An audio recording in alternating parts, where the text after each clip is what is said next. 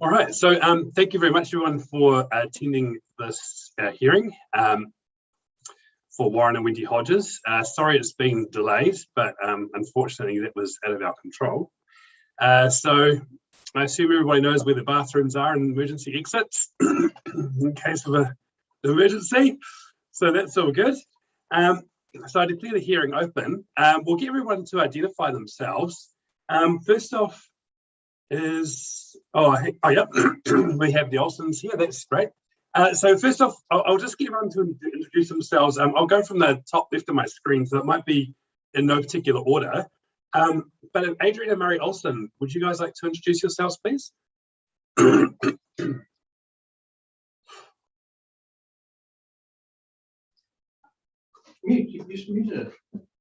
it's good. We can hear you. Yep, you've unmuted yourself.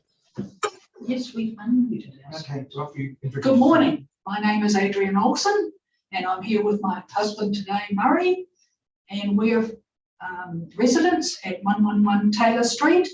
And I believe we're waiting for Bill and Helen James on 107 Taylor Street. Okay. Oh, yeah. Yes, they're here. Oh, lovely. Can you see everybody on your screen? No. No, Who can you see? Can you just see the person speaking? I can see you speaking. I can see Wayne Allen And Quentin Budd. and that is it. Okay, that's it. Ourselves. Right. I might get someone. Is there anyone in the Cambridge office that could help to change the view? Yeah, we'll get that sorted for you. Okay, thank you. Right, thank you very much. So the applicants, you guys, next, if you could introduce yourselves, please. I'm Warren Hodges, 109 Taylor Street. And I'm Wendy Hodges. And I'm Gareth Moran, who's the planner responsible for preparing the application. I'm Chris Beer, I'm the architect. Great, thank you. Wayne, Allen. Good morning, everybody. So Wayne Allen, Group Manager, District Growth and Regulatory Services. So I'm just based here in Cambridge office, so I'm not too far from a couple of the submitters there, just probably a wall between each of us. But yeah, I'm here to assist the hearings panel. Thank you. Good morning. Good morning. And Christopher James. Hello, I hope you can hear me. My name is Christopher James. I'm actually known as Bill, but we'll call myself Christopher today. I live at 107 Taylor Street, right next door to 109. Thank you. Good morning, Bill. Right. Morning, Tim Wilson. Good morning, I'm Tim Wilson. I'm a consultant planner at Kinetic Environmental. And I'm the author of the notification assessment and the Section 42A report. Thank you. Quentin. Thank you, Mr. Chair. My name is Quentin Budd. I'm a resource consents team leader at Waipa District Council. Oh, Tony. Yeah, sorry about that. Yes, I'm Tony Kurtz. I'm the Senior DE and Acting Team Leader for Development Engineering. Great. Sam Foster.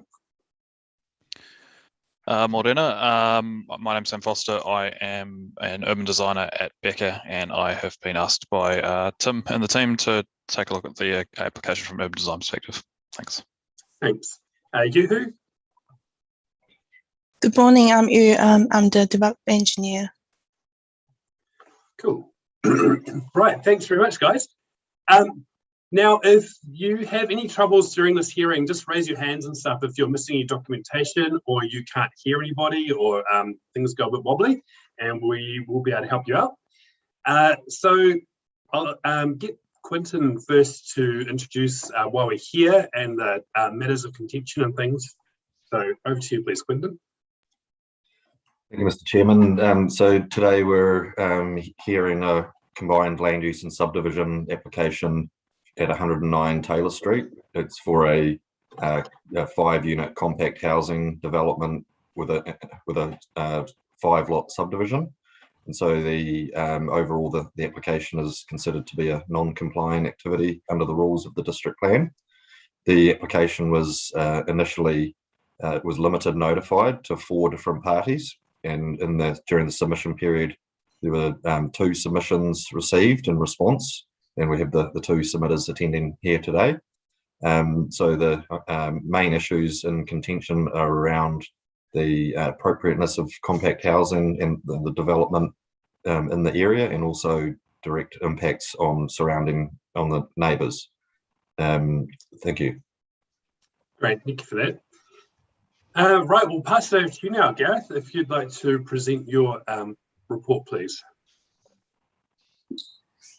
Morning, thank you very much for that.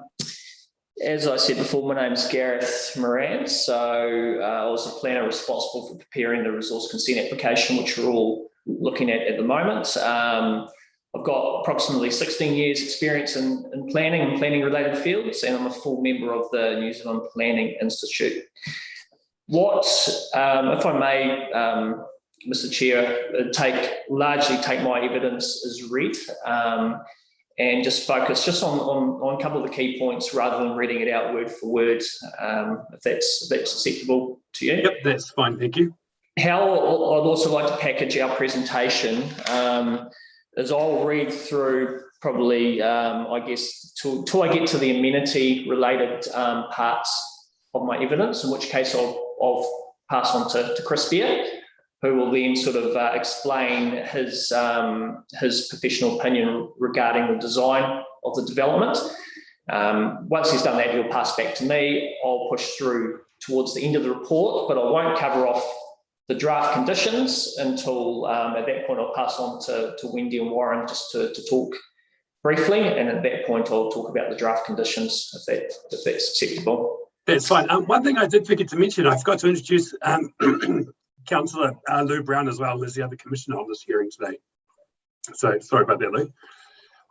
Right, yeah, carry on, Gareth. Thank you. So as Mr. Budd alluded to, he's explained the proposal. So I won't go through, I won't talk about an overview of the proposal. I think we've all got a very clear sort of understanding as to what the proposal involves. So I'll move straight forward onto section 9 of my report, on my evidence, where I talk about Council's 42A report, okay? Now, I've reviewed Council's 42A report and have concluded that the report is accurate and correct. As such, I agree with all the key points made in the report, including, but not limited to, the following points. The effects of the proposal are appropriate in the residential zone. The proposal is not contrary to the objectives and policies of the Waipa District Plan. The proposal satisfies the Section 104D gateway test. The proposal aligns and gives effect to the National Policy Statement for Urban Development, by the NPSUD. As I said before, Council's processing planner has also submitted a set of draft conditions, which I will talk about towards the end of our presentation. As my opinion accords with that of the Council's processing planner, I'll focus my attention on what I believe are the key concerns which have been raised by the submitters. So obviously there is a gap, and what I'm going to try and do in the next part of my presentation here is bridge the gap, or talk about the gap between what's proposed and the submitters' key points. In my opinion, these key points are the loss of privacy, shading, failure to comply with district plan provisions, permeable surfaces and flooding, and amenity values. Loss of privacy. The submitters have raised particular concerns in relation to the potential loss of privacy. In particular, the submitters at 107 Taylor Street have stated that there will be a total of 20 windows overlooking their property. In my opinion, the statement is misleading, as the windows located on the ground floor will not be visible from the property due to the 1.8 metre high fence and the landscaping that is proposed along the internal boundary. Of the upper level windows, which there are 10, 3 of the windows will be bathrooms, which will contain opaque glass, which cannot be seen through. Notwithstanding, in order to further mitigate any potential effects on the owners and occupiers at 107 Taylor Street, the applicant is happy to explore the potential for a higher internal fence. This was not offered up as part of the original application, as it would result in a further non-compliance with the district plan standards. It is important to note that this measure would be voluntary mitigation offered up and would not have any bearing on the overall conclusions reached in this report in relation to the potential privacy effects. It is also noted that the proposed landscaping identified in the professional landscape design plan prepared by, now I've got line 7 design, so it's important to note that a yachting company didn't do the landscaping. It was actually line and design, who are a very well-known local landscaping company. So that's on the peripheries of the site, and it will soften the bulk of the dwelling. Sorry, Gareth, can I just interrupt? When you shuffle the paper, it's knocking the microphone, I think, on your desk, which is causing it to, we hear all your shuffling. Can you hear me okay though? Is it all right? Okay. Actually, my paper was actually sitting on the microphone, so I'll move that. So, accentuating and maximising privacy on the neighbouring properties was a key discussion point during the design phase of the project. As such, the development was designed so the upper levels of the dwellings were recessed off the boundary to maximise the separation distance between the units and the adjoining properties. It is important to note that there are no district plan provisions that restrict the number of windows that could be constructed on the exterior facade of a building. For example, a dwelling exactly the same size as what is proposed when viewed from the boundaries of 107 Taylor Street could be constructed as a permitted activity, not requiring resource consent. This point was also specifically referenced in Council's 42A report as follows. I agree and also note that the number of windows is typical and generally consistent with what could occur as a permitted activity, specifically noting that the proposed buildings comply with the internal setback and height in relation to boundary requirements of the district plan. Furthermore, 2-storey dwellings are anticipated by the district plan and are not uncommon in that area. Therefore, while there may be a perceived loss of privacy, there is no increased loss of privacy as a result of the 2-storey dwellings. Based on the above analysis, I conclude that the proposal will not result in a loss of privacy on the neighbouring properties that has not already been anticipated in the residential environment by virtue of the provisions of the district plan. I'll now talk about shading. The submitters have raised concerns regarding potential shading effects. The key point to note is that the proposal complies with the height in relation to boundary provisions of the plan, of the district plan. Thus, once again, a dwelling exactly the same height and the same location could be constructed as a permitted activity, not requiring resource consent. As such, we're able to conclude that the proposal does not generate any additional shading effects over and above what has been anticipated and permitted in the residential zone.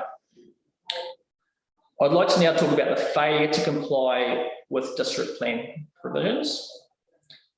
It is acknowledged that the proposal fails to comply with a number of district plan provisions and ultimately defaults to a non-complying activity. However, the journey to which the proposal defaults to a non-complying activity is worth further analysis. As identified in Council's 42A report, compact housing within a compact housing overlay is initially assessed as a restricted discretionary activity. However, since the site fails to comply with a 2,000 metre squared minimum lot size, the land use component of the proposal defaults to a discretionary activity. The only reason the application defaults to a non-complying activity is due to the corresponding freehold subdivision. Thus, if the application did not seek a concurrent subdivision, the discretionary activity status would remain intact.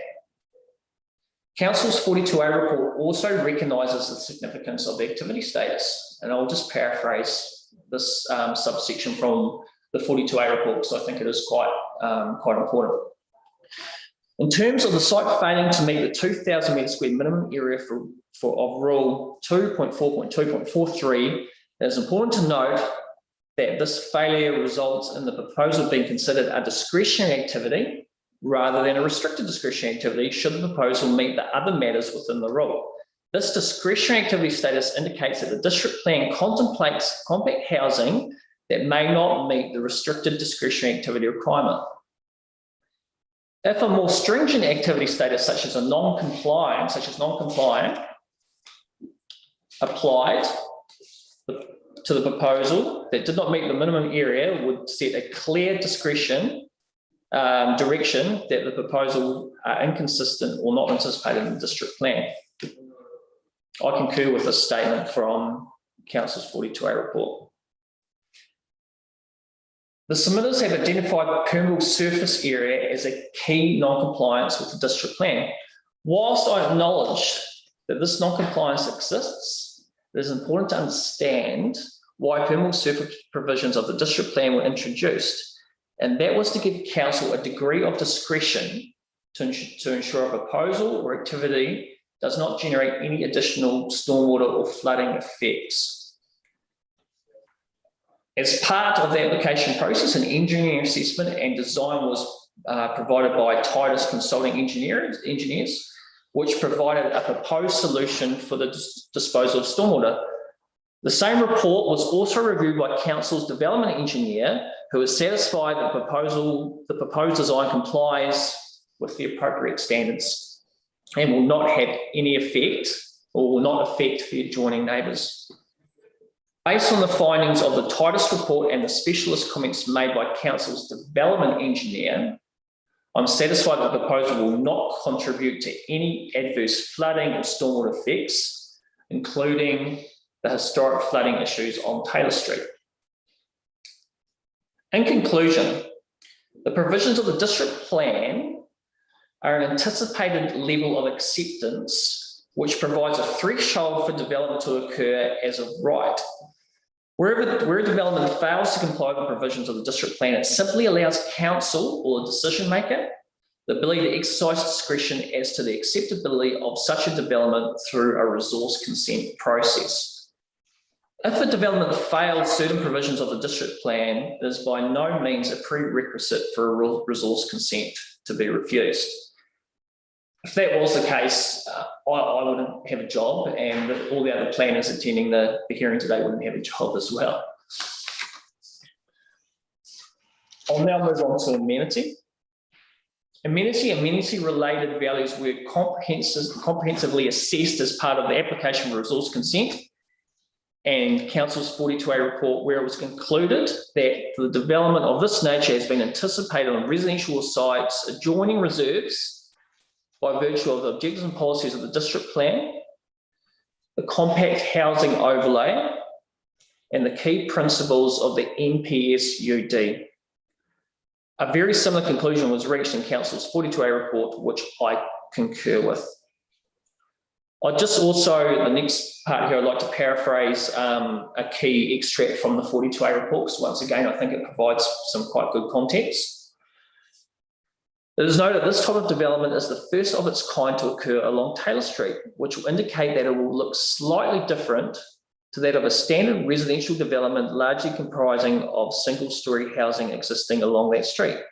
However, given the district plan provisions and further direction from central government to establish higher density housing, the proposal represents a snapshot into the future development that will exist in time along Taylor Street, whilst not compromising the existing amenity values. Overall, it was concluded that the proposal represents an acceptable outcome for the site.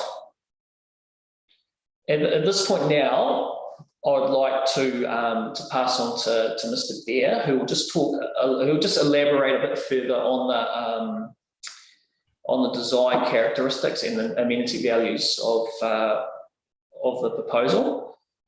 And I'm also going to turn up the air conditioning because it's freezing really here. Good morning, everyone, and thanks for that, Gareth. I'm Chris Bear, I'm an architect from Cambridge. I was approached by Wendy Warren about a year ago to look at the design for this property. Gareth has covered quite a lot in relation to the building and the shapes of the building and the massing and their relationships to the site. So thanks, Gareth. And what I'll cover now, I'll just assume that everyone's read my evidence, and now I'll just cover a few kind of key points from it around the design of the building and sort of the basis for design decisions.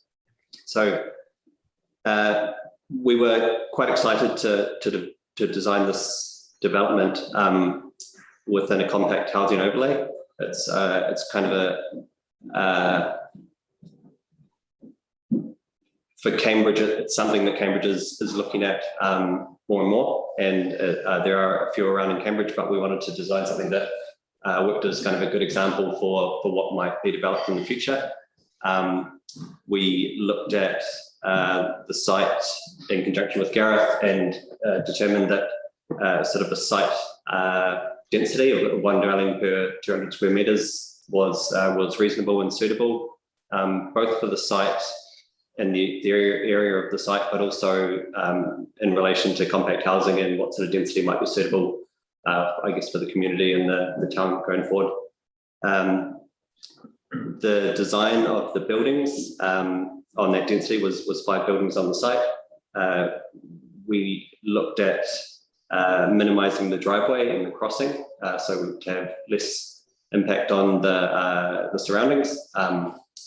We also looked at configuring the dwellings so that they had good sized outdoor living areas, that the living areas, kitchen, dining, were on the ground floor, and that the upper floors housed the bedrooms, and that the upper floors were sort of pulled back from the boundaries, so the buildings had less sort of overall mass from the outside and less effect on neighbouring properties.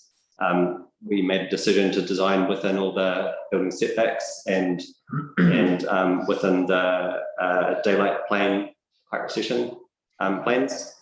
And then we further made a decision to configure the overall development of the dwellings into 2 forms. So there's 2 dwellings at the back that are in 1 building form and 3 in the front that are in 1 building form.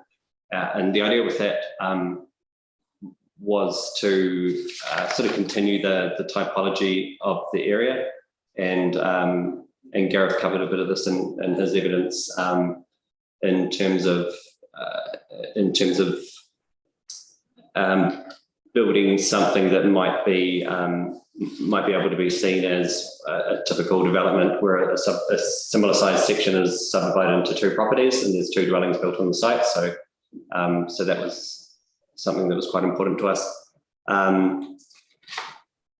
In terms of the appearance of the buildings, we worked quite closely with Wendy and Warren, and they'll talk a little bit about this, but the outside quality and appearance was very important, and so we've looked at using materials that that sort of represent that high quality, and quite a lot of emphasis put on landscaping, both kind of the communal landscaping around the driveways and the street frontage, but also within the dwellings themselves. And so there's a big emphasis on building these buildings that are sort of a high quality, that I guess the overall thing is that they're a good example of what compact housing can be in this area. And that's essentially design, I think. Yeah, happy to take questions as well, but I'll hand over back to Gareth. Cool, thanks, Chris. I'll continue on, and I'll just cover just the key statutory framework, section 104 of the RMA, because that's really important. Before I move on to that, I just like to point out section 28 of my evidence. The submitters have raised specific concerns that the dwellings might be sold to investors for rentals. This is entirely speculative, as occupancy and tenancy of the dwellings is not a relevant resource management issue and should, in my opinion, not be given any weighting today. I'll just, as I said before, I'll move on to my section 104 analysis. Excuse me. A thorough assessment against the statutory framework was undertaken within the application of resource consent in Council's Section 42A report. I conclude that the Section 42A report has accurately covered off all the relevant statutory requirements outlined in Section 104 of the Act, and thus the proposal has accurately been assessed. The conclusions made within the application of a resource consent also remain relevant. In summary, both reports have drawn the same key conclusions as follows. The proposal represents an acceptable outcome in the residential environment in close proximity to a reserve. The proposal generates a number of positive effects, such as the creation of additional dwellings, providing a mixture of housing typologies, increased vibrancy of the area.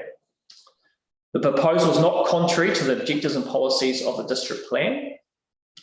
But the proposal aligns with the high-level planning documents, in particular the NPSUD, as concluded in Council's Section 42A report as follows. I will just read the section in full because it is important.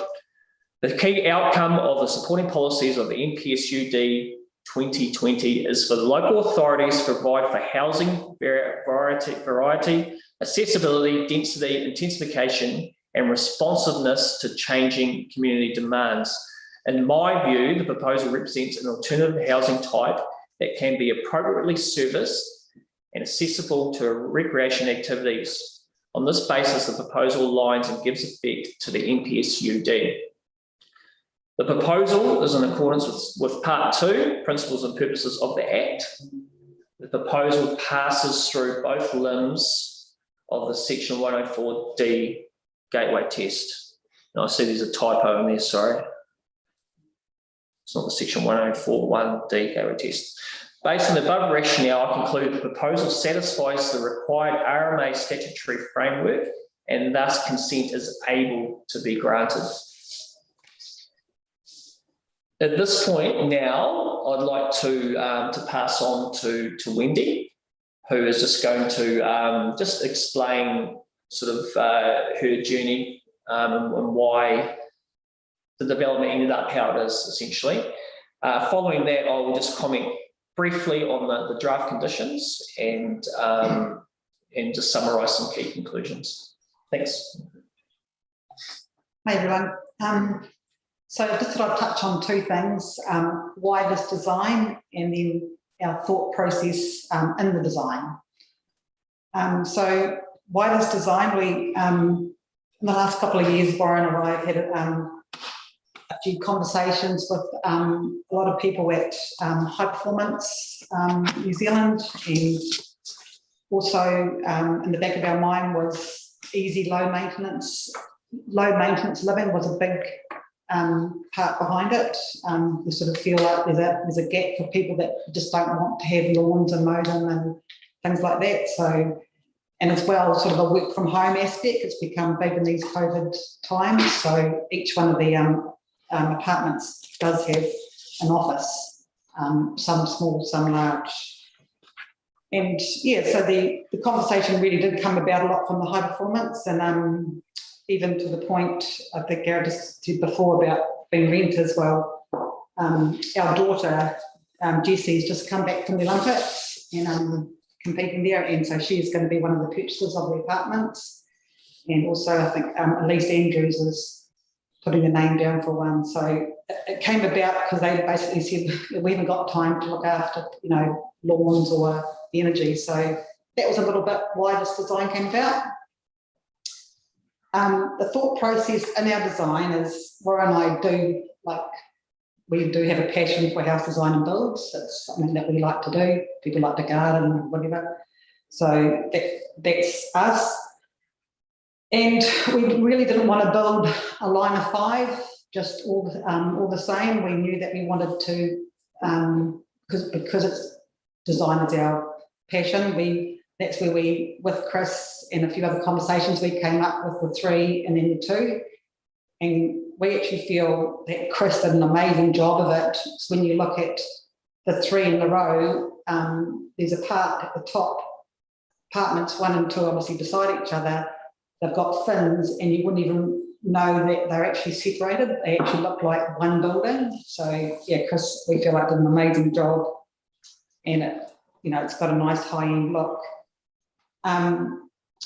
We also did some homework. Matt Stark, he's I'm not sure if you know him, but he's a high-end developer leading the design and development in Hamilton. And we didn't know him, but we asked for a meeting and he obliged, which was really nice. And he went through all his, he's doing the large apartment design in Hamilton East, the Hills Laboratory. So yeah, he gave us a lot of feedback and help there. We picked his brains, so that was neat. And the cool thing about it that even though we'd already engaged with Chris, he actually recommended Chris from Cambridge. So Chris Bear, our architect. So that was a really good tick for us. And then also, we didn't want to stop there with, we engaged Lynley Fife from Line Design, and just to make sure we had the really neat specimen trees with, they're going to have lights coming up to them to highlight that. So, yeah, I haven't got a lot more to say other than this, that, we're passionate and we're really proud of our thought process and what Chris has come up with. So, yeah, that's us. Thank you. Thank you, Wendy. Right, we're nearing the end of our presentation now. I will just comment quickly on the draft conditions. Now, I thought that the conditions are really very good. There's just a couple of very innocuous changes I picked up on, which, to be honest, don't compromise the intent of the conditions at all. I just thought that condition 2, I assume we all have the consent conditions. I thought consent condition 2 was probably not required, as it could be dealt with under the general accordance condition. It looked like there was a simple, unless I've missed something there, maybe a simple typo in condition 9 regarding just some cross-referencing there. I thought with above condition 9 there could potentially be another subheading, just to break it up from the monitoring, because it wasn't really a monitoring condition. And condition 10, that's quite interesting. So it's been conditioned that a 1.8 metre high fence be built. Now that's what has been applied for. However, I feel as though we're willing to revisit that condition for a higher fence if need be. I do not believe it's going to compromise the intent of the evidence or the application is lodged. So we can perhaps discuss that later. Now, just in conclusion, having considered all relevant matters, my evidence draws the following key conclusions. I agree with the findings of the Council Section 42A report. The conclusions made within the application for a resource consent application have not altered throughout this consenting process. Development of this nature has been anticipated on residential zone sites in close proximity to a reserve and within a compact housing overlay identified in the district plan, which the site accords with. Any potential adverse effects of the proposal are concluded to be acceptable, in my opinion. The permitted baseline associated with privacy, height, and shading provides clear guidance on the type of effects that have been anticipated and provided for within the residential zone by virtue of the district plan provisions. There is strong policy support in the district plan for development of this nature. The proposal aligns with the key principles identified in the NPSUD. The purpose of the RMA is best achieved by approving this consent rather than refusing it. So that completes or concludes our presentation. Thank you for listening, and obviously welcome any questions you might have at this point. I've got no questions. Lou, have you got any questions? Not at this time, Mr. Chairman. Okay, great, thank you. Right then, well, we'll go on off to... Mr. Chairman, Yep. I would like a point of clarification to ask Gareth a question, please. Well, you can't ask Gareth a question directly, but what is the question? For you? Yep. Well, on his page 9 of his report. Page 9, just give me a second. Point 25. 25, yep. Amenity and amenity-related values were comprehensively assessed as part of this application. Where is the evidence at this hearing that it was comprehensively assessed? We've only got wording on paper.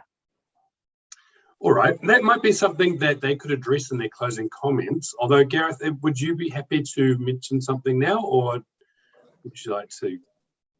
I'm not 100% certain of how to answer the question. I think if you look at my application for resource consent, there is a section on amenity, quite a lengthy and comprehensive section on amenity. Then again, if you look at Council's 42A report, there's also a comprehensive section on amenity. They form very important and significant parts of the report. In my view, that's been comprehensively covered, in my opinion, and that's the only way I can answer that question. Okay, that's fine. Thank you. Okay, so we'll pass over to you now, Mr. James, if you'd like to present your evidence, please, and your report. That'd be great. Thank you. All right, thank you, Mr. Chairperson. Needless to, well, good morning, everyone. My name is Christopher James, and I live at 107 Taylor Street, Cambridge. And needless to say, I have quite a different opinion from the applicants regarding this development. My wife, Helen, and I have lived here for 9.5 years. It is our home. We've put a lot of time and effort into making it a pleasant place to live, and we're very concerned about the effect of this development. The development at 109 Taylor Street is going to have a significant impact on our quality of living and the enjoyment of our section because of the size of the buildings and their proximity to our home. Our house is placed on the eastern side of our section, quite close to the eastern fence line. This has never been an issue in the past because the driveway of 109 Taylor is on the western side of the section and there's a significant space between the two dwellings. The plan for 109 Taylor is to place the front 3 terraced houses 1.5 metres from our eastern fence line and 4 metres from the front of the section and along the whole side of our home, with another 2 dwellings at the rear of the section, making 5 new households with increased noise levels and activity. The plan given to us shows 15 doors and windows looking directly out towards our home and 5 more looking over our backyard from the western side of the rear dwellings. This obviously will affect our privacy, and the closeness of the 2 dwellings will create shading issues. Since we were informed of this proposed development, I've made a special effort to observe the shading effects of the buildings. In the morning, a 2-storey building would cast a large shadow over our house from the east. And from the early afternoon, our house casts a large shadow over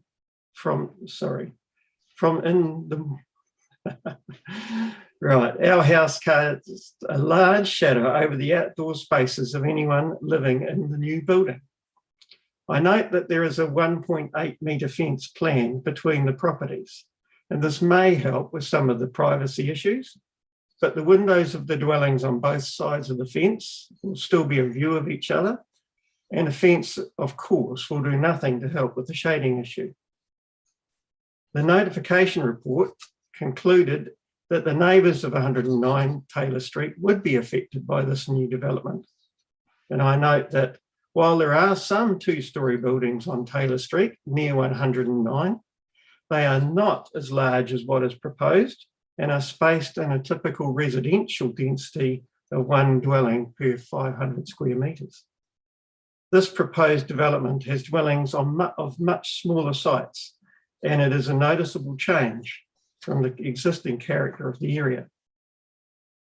Now, while the development has been designed to comply with the height and setback standards of the district plan, the proposal is to build two large two-storey buildings which will have an effect on privacy and shading of the neighbouring houses. The proposal involves three three-bedroom units and two two-bedroom units. Therefore, the total number of bedrooms is 13. To compare this with a permitted development consisting of two dwellings on the site would be a 6-bedroom dwelling and a 7-bedroom dwelling, which, of course, is not a realistic outcome for this site. On this basis, the proposal represents an increase in intensity above what would be reasonably expected to occur on that site. As a neighbour living next door to 109 Taylor Street, we could not have reasonably expected a development of such a size to take place on that site because it does not comply with the district plan. That is why we've been given this opportunity to express our concerns regarding this proposed development.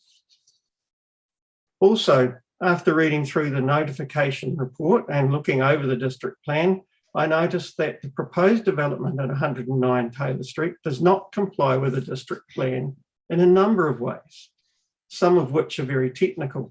So I intend to focus on the non-compliance that I consider to be of the greatest concern to us.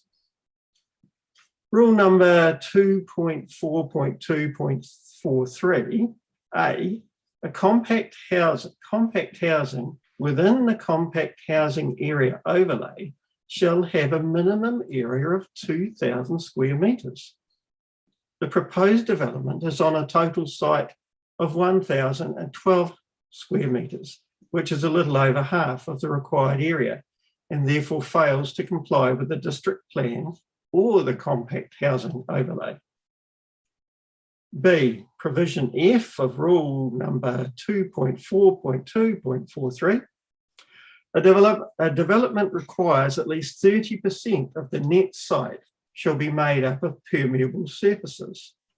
The proposed development has a total permeable area for the site of 14%, less than half, and therefore does not comply with the district plan. I note here that the council's development engineer states that there will be soak pits on the site, and when there is heavy rain, water may bubble out of the soak pit and run down the drive into the catch pit on the roadside. The engineer assures us that the stormwater system will cope. But despite what the council engineer says, we know that that catch pit has been unable to cope with heavy rain in the past and has caused flooding. And it is likely that it will be under increased pressure with runoff from 109 Taylor Street in heavy rain. It seems unreasonable to us that the council expects us to accept a possible increased risk of flooding due to this development. And rule number 15.4.2.6, subdivision within the urban limits shall not create more than 2 rear lots. This development plans to create 4 rear lots. This proposed development does not comply with the district plan. So why is it being considered? Is it supposed to create affordable housing? These terraced houses are going to be very small, and I suspect, after a discussion we had with the developers and their planner, very expensive. The current house and garage on a 1/4 acre section was purchased for less than the price that it is anticipated will be asked for these terraced houses. The current dwelling is an affordable house, and it's going to be removed. I note in the article, compact homes feed housing demand, written by Lawrence Gullery and published in the Cambridge edition on the 21st of July 2021, that the compact homes built at 47 Coleridge Street will be marketed at prices ranging from $850,000 to over $1 million. And I understand that these terraced houses will be marketed at a similar price. That is not affordable. So if it's not about affordable housing, is it about the intensification of building? I know that the central government is pushing for greater intensification of building, but according to an article, Housing Affordability, an ongoing challenge for Hamilton, Waipa and Waikato districts, written by Aaron Lehman and published in Stuff on the 3rd of August this year. This applies to Tier 1 cities, such as Auckland, Hamilton, Tauranga, Wellington and Christchurch. There's no mention that this needs to happen in Cambridge. In fact, the article goes on to say, a newly released report on Hamilton, Waikato and Waipa districts found that there is sufficient land to satisfy demand in the short, medium and long term. And just this morning, I noticed in the Herald, there was an article that states the same sort of thing. So yes, there will be 5 dwellings in place of 1, but the district plan allows for 2 dwellings on that site already. And you only have to drive from Cambridge to Hamilton to see all the land that is already set aside for housing in the coming years. Will an extra few small dwellings make much difference? Why not stick to the district plan and not make our neighbourhood less pleasant? So I ask again, why is this non-complying activity being considered? Why are the council planners recommending this development go ahead, despite the fact that it doesn't comply with the district plan? When was it decided that the rule stating that a development like this should be built on a 2,000 square metre section and is planned for a section roughly half that size with 4 rear lots instead of 2 should be discretionary?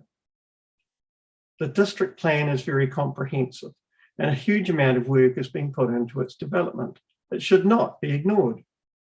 To allow this development to go ahead could create a precedent, and precedents can cause all kinds of problems when you're trying to plan the managed development of a growing town like Cambridge.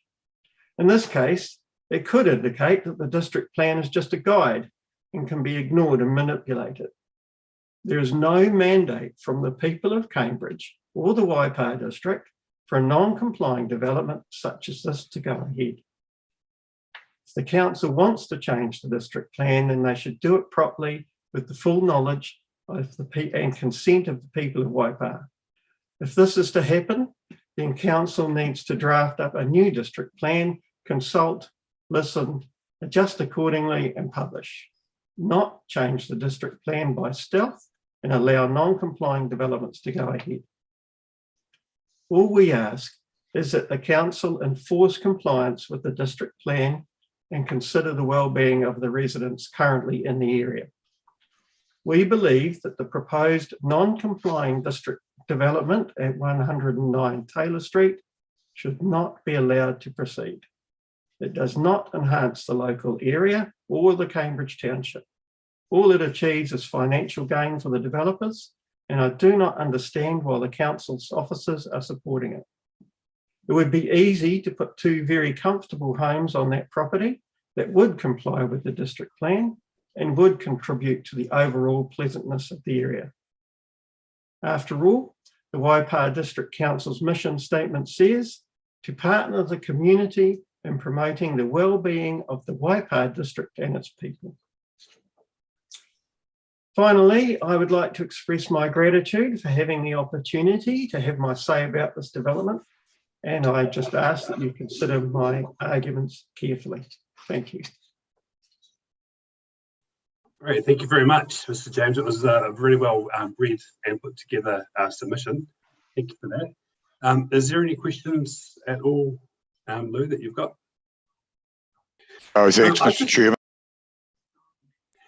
I've just got one question, Mr. James. If the consent was granted, like what conditions would you be wanting in there to mitigate the effects of the subdivision?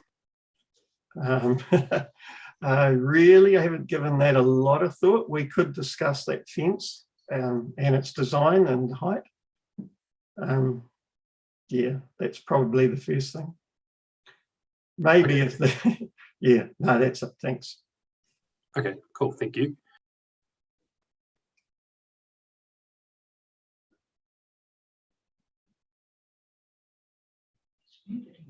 Can't hear what he's saying.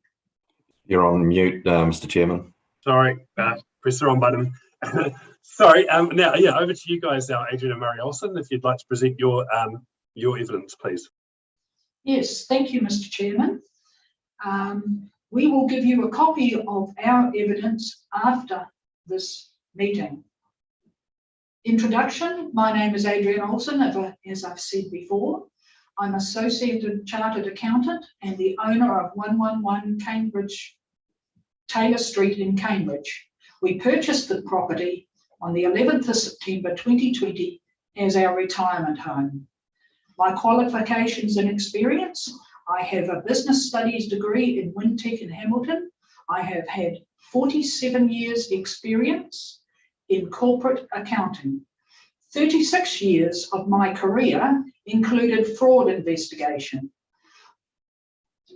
I am a past chairperson of the Institute of Chartered Accountants, Waikato Bay of Plenty branch, and spent several years on the national corporate committees in Wellington. Today, I want to go through our journey with the Hodges development process, and it is quite different. Today, I'm going to take a few steps backwards to when the district plan allowed infill compact housing as an overlay in Taylor Street. When compact housing was suggested in our area of perhaps up to 2 buildings on this sized land of 1,012 square metres, no one, and I repeat, no one could have ever imagined a design like Wendy and Warren Hodges have produced. I have put in a submission against this resource consent being granted for the building of 5 two-storey, in my opinion, flats by applicants Warren and Wendy Hodges at 109 Taylor Street, Cambridge. They are trying to squeeze the dwellings onto a small 1,012 square metres of land. In my opinion, these are the background facts. Some of this was in my submission and some of it I will add comment to.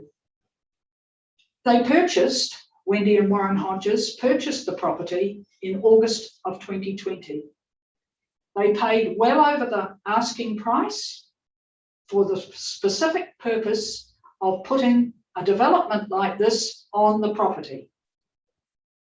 On the 18th of August, Hodges Projects Company was incorporated to run this project. In December, Warren emails us a pack to look at. In this pack, it clearly states there is no obligation to sign the affected person's form and no reasons need to be given.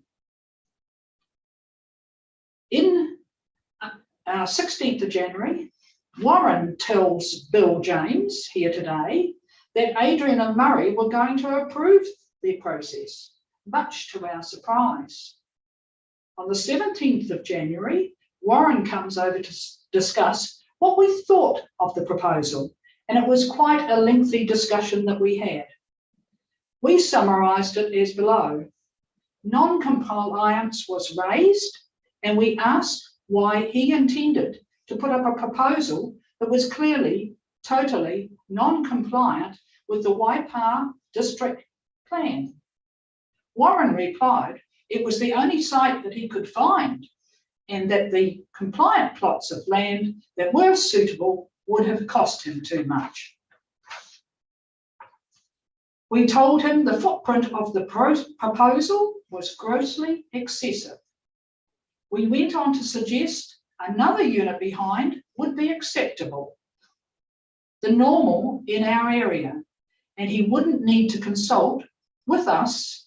Having a second unit would naturally comply and would be in keeping with all other properties currently in Taylor Street. We suggested that he sell the property and buy land that does comply. Needless to say, he didn't like that suggestion.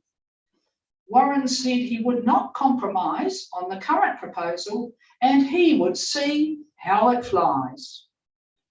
Warren went on to say he needed to have the 5 units on his property so he could make $1 million profit.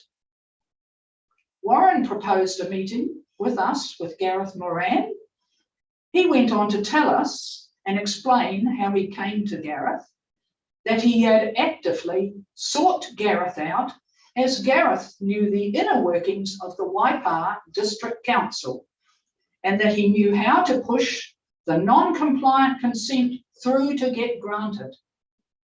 He told Warren that we told Warren that a meeting with him was pointless and that we would not attend his meeting due to Warren's hardline stance of no changes.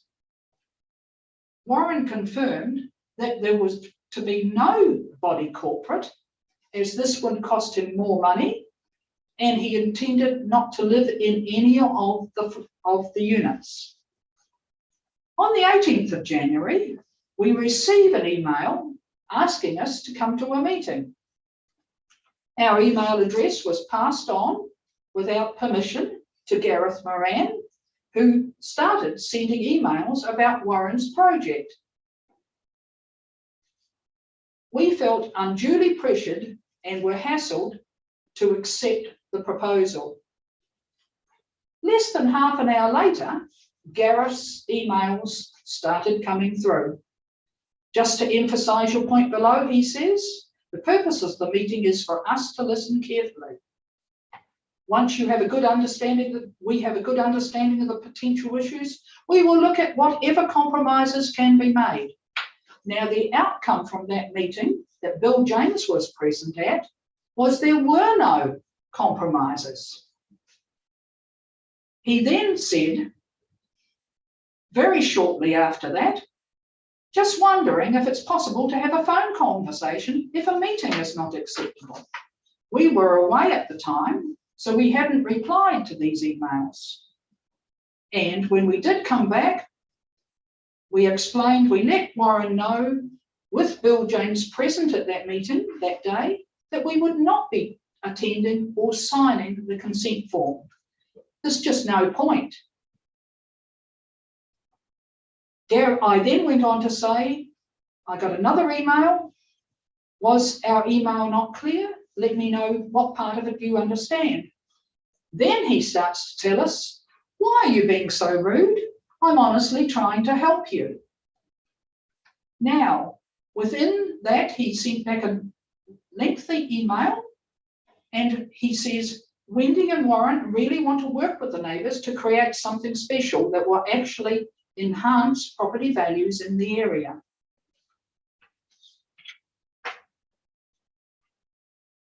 How can we do this as we don't know what your concerns are? That's not reality. Warren knew clearly our concerns. If council doesn't consider your property to be affected, he then went on to say, and it's a realistic scenario, that the application would be approved without having any input to the outcome. He then went on to say that it would be quite costly and time consuming. He asked us to reconsider our position as we could potentially save us a good deal of time and money. We are here today. Time and money isn't important to us. What is important is the development. He said the development would be advanced with or without our involvement. After this email, which is full of inaccuracies of trying to scare us into attending the meeting, we declined.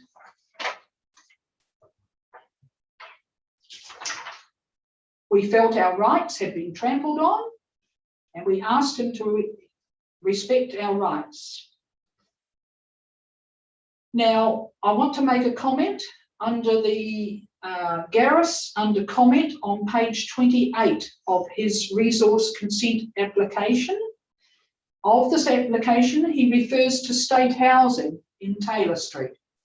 And I'll just wait for you guys to catch up so you can see it. Which point is that on page 28? It's in Garris' application for the resource consent, page 28. It's headed comment.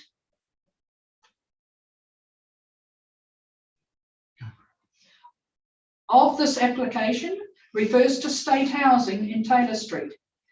And he says that the new development would create a higher benchmark for Taylor Street.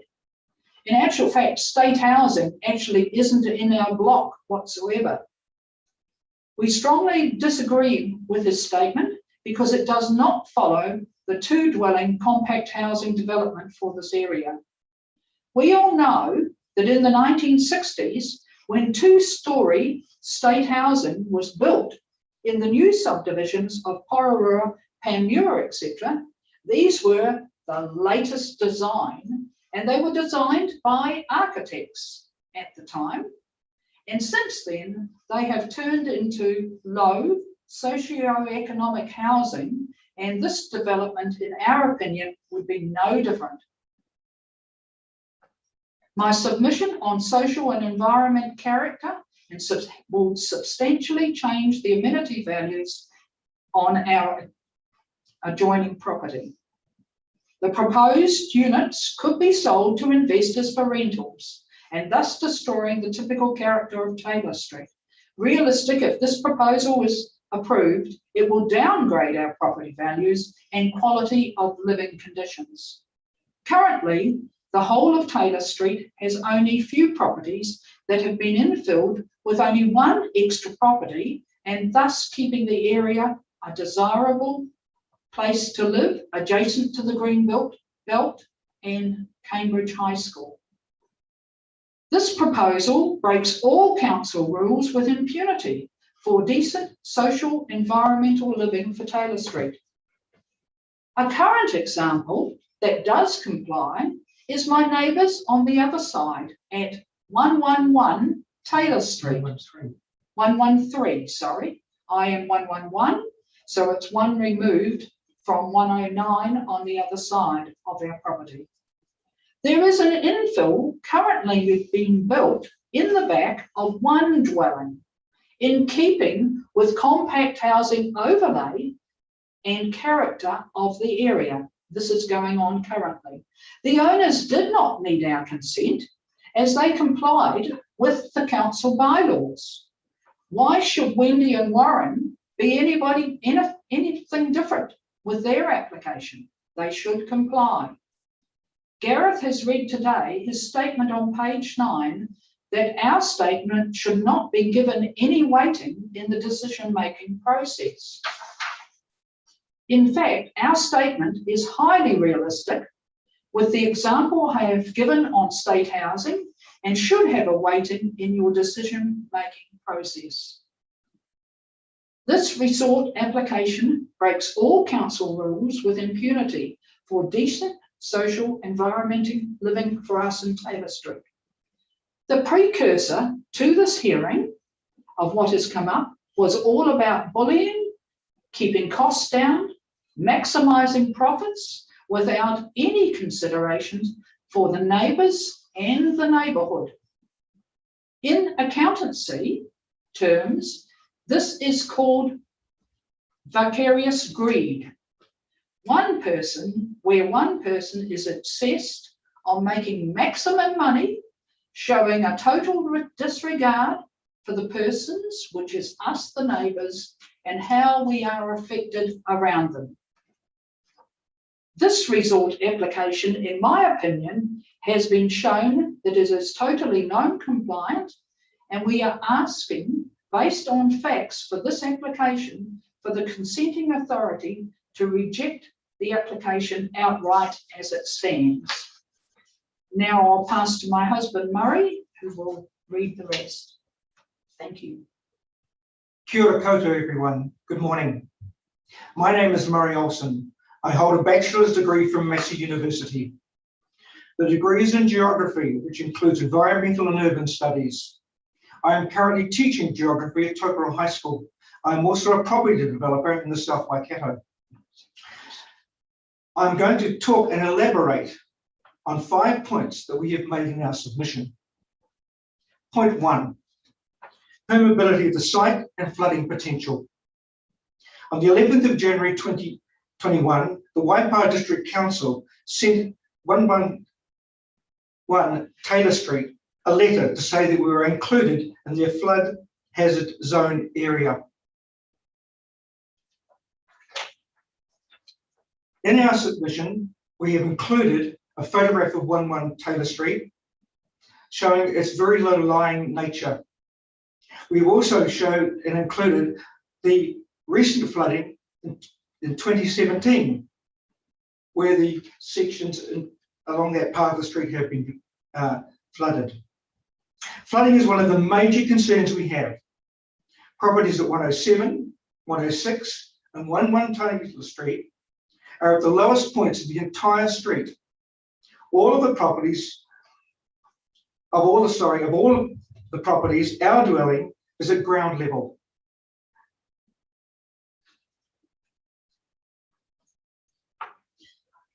Taylor Street has a long history of flooding, which indicates that the council has not been able to eliminate the problem.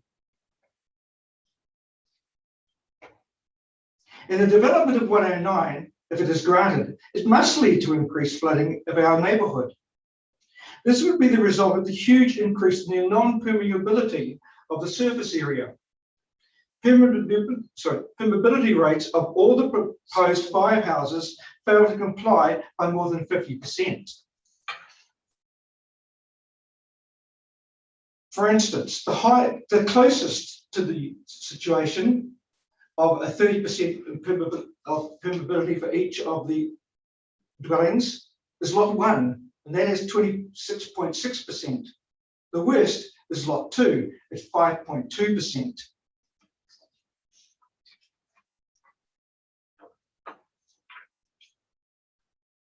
These developments are going to be putting in soak holes. This will concentrate the water and will quickly saturate the soil and the substrata. The driveway is the biggest non-permeable surface and will increase the surface runoff and discharge into Taylor Street and the adjacent properties. Environmentalists all agree with global warming, there is going to be an increase in storms, weather bombs, and rainfall. The recent example of Auckland's floods this year is a good example of that. Point 2, pressures on infrastructure. Traffic issues. We have noticed a steady growth in traffic density, and there's already a problem with parking and through traffic. This is a result of the increase in vehicles used to attend Cambridge high schools by students on weekdays. Weekends are equally hectic, with the use of sports fields, dog obedience fields, and the cyclist circuits within the area. We are in the congested part of the street, and the council has recognised this and has recently added speed reduction judder bars along this section. The proposed large footprint of 10 plus cars on the subdivision area will only exacerbate this problem. Sewage issues. We have already noticed and informed council of a sewage type smell in our area. The council informed us there have been previous reports about the same issue. We are concerned that such a big development will exacerbate this problem. Point 3, lot design. It says subdivisions within the urban limits shall not create more than 2 rear units under the district plan. This proposal will create 4, therefore totally non-compliant. Point 4, fence design. Our boundary fence with 109 Taylor Street, we would like to be kept in the same form. Point 5, footprint and non-compliance. The footprint proposed at 109 Taylor Street is agreed by all of the experts at this hearing that it is non-compliant with the district plan. The site fails to meet the minimum area of 2,000 square metres under the compact housing rule by approximately half. Therefore, whilst the site is within the compact housing overlay, the intent of the policy overlay is clearly to enable compact housing on sites that are less than 2,000 square metres in the area for development like this.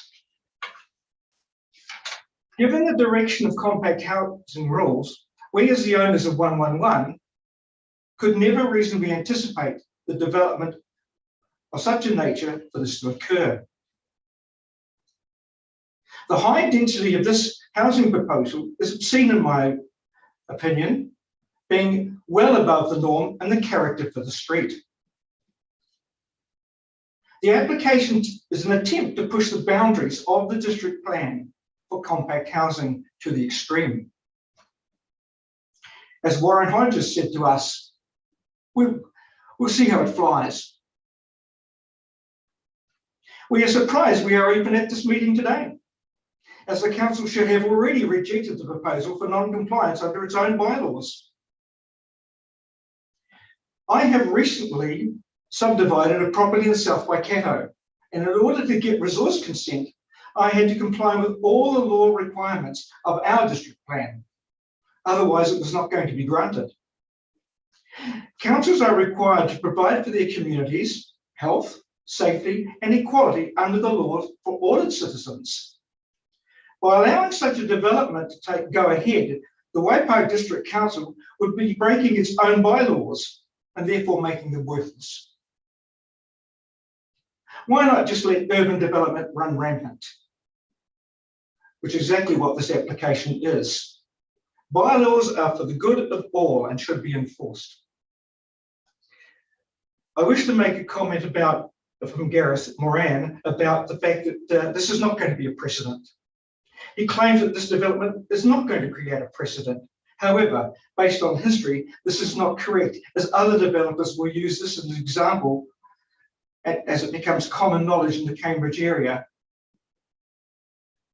He tells us that this statement, he tells us in this statement that the other developments will be built. It's a contradiction. And thus, it will change the character of Taylor Street as a desirable place to live in. We see this development as just the thin end of the wedge. Gareth regularly refers to the non-compliance as discretionary. This is an attempt to downplay the failure to comply. I wish to make a comment about Chris Beer's statement. We've heard this morning about the comments about his development on behalf of the applicants and how the applicants want us to think that this is a wonderful development which is going to enhance our area.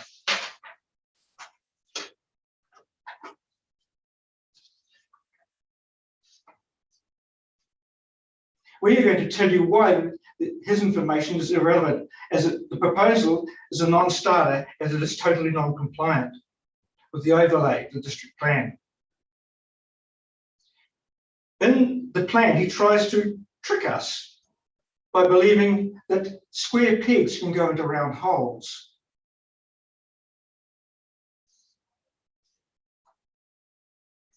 In his conclusion on page 11, point number 46,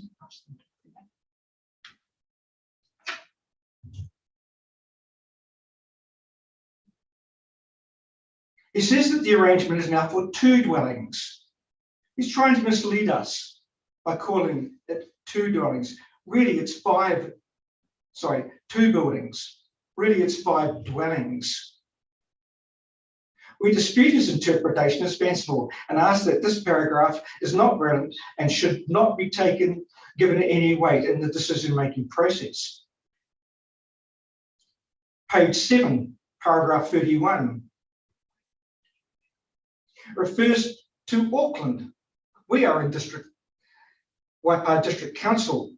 So this information is not really relevant to the process in our area.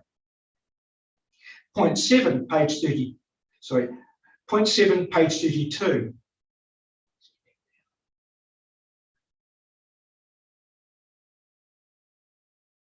This is a fanciful suggestion where he says that if he had 2,000 metres of land, we would be putting 10 sets of flats on this size. This statement is not relevant. It doesn't apply because there are only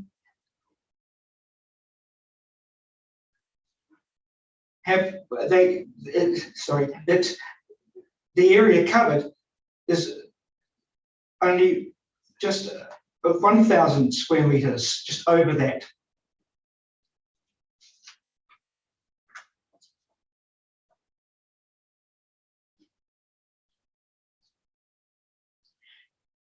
On page 9, point 44, Christopher says no comment has been provided on overlooking the rear of the premises of 111 Taylor Street.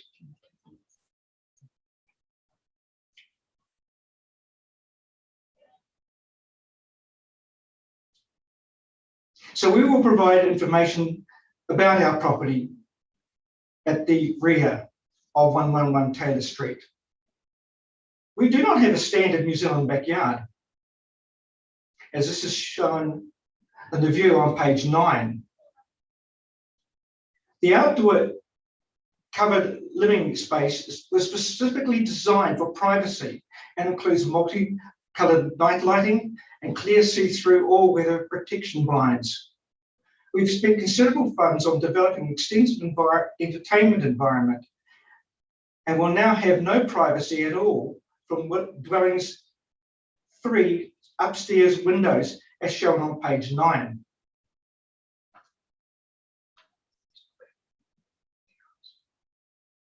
The last 7 pages of Christopher Beer's statement presented to us has no relevance to this hearing. It refers to Auckland.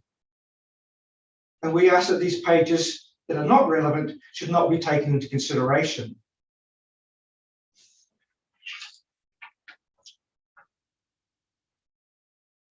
We are seeking the following decision from the Consent Authority. This application shows a gross disregard for council regulations and other issues that we have identified, and in turn, consequently, has shown total disregard for the adjoining residential properties. We are having to make a submission on an application that does not comply with council regulations, and the proposal should have been stopped earlier. It raises the real question of why does the council have bylaws when proposals like this are up for consideration? The proposal, in its arrogance, makes it look normal for our area when it is clearly not.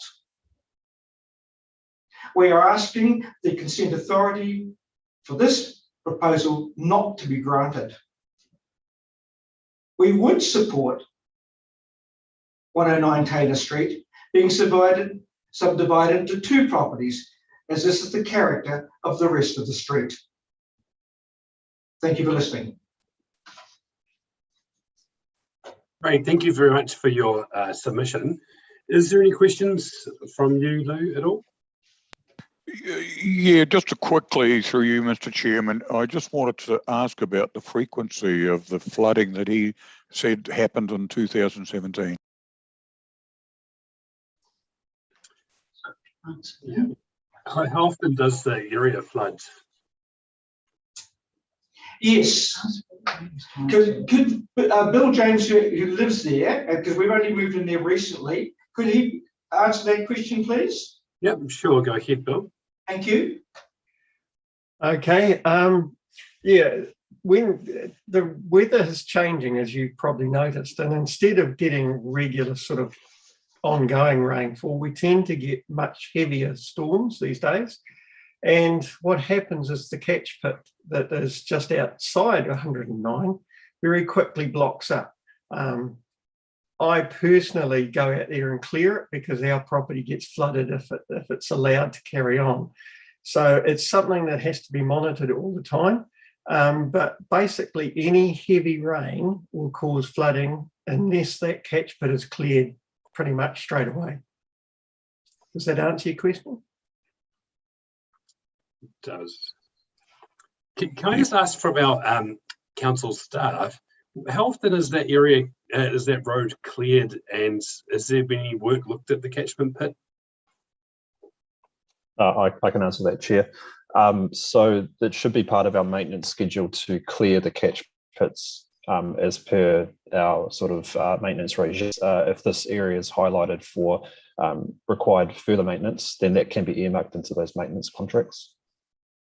So that can be identified as a catch pit of concern. We do have a series of catch pits that do continually get congested with types of rubbish and other sort of leaf debris. So that can be identified. Is it part of that catch pit? Is it that catch pit part of that at the moment on that list, or is it not? It would be part of the list, but it might not be as it might be infrequently maintained. It might be something that we can look at in terms of adding it to our more regularly maintained catch pits. Are you able to get us some information about that today during the hearing? I'll have a chat with Brian Hudson, our transportation manager, who manages those contracts. Yep. Great, thank you. Mr. Chairman, could Just I to you, make Mr. Chair. Yeah, sorry, go over here, Mr. Olsen. It's all very well to be able to say keep clearing the area out, but one can never predict where a storm or weather bomb actually occurs. Yes. Okay, thank you. Sorry, Lou. Yeah, thank you. Through you, Mr. Chairman. Could we also ask staff to identify whether there is any of flood-prone areas in that particular area? I can comment on that as well. So as the two applicants have, or the two submitters, sorry, have raised, they have identified themselves as letter recipients of the flood risk profile that we're doing for our modelling. But as part of that process, it goes through 3 stages. One is the initial LiDAR model. The other one is the site survey specific to each person. And that's done by visual inspection. And then the final one is a detailed inspection. So we're up to stage 2 of that process. So under that process, the 2 properties are no longer considered affected from a habitable dwelling, which is the main sort of assessment we're looking from that flood risk analysis. Okay, great. All right, I'm going to call a break for about 20 minutes. So what we can do is we can all pause our videos and go off and refresh ourselves. If we could all be back here at 11:50, please, and then we will have Tim Wilson presenting the council's planning report. So, yep, so we'll all be back here at 11:50, thanks.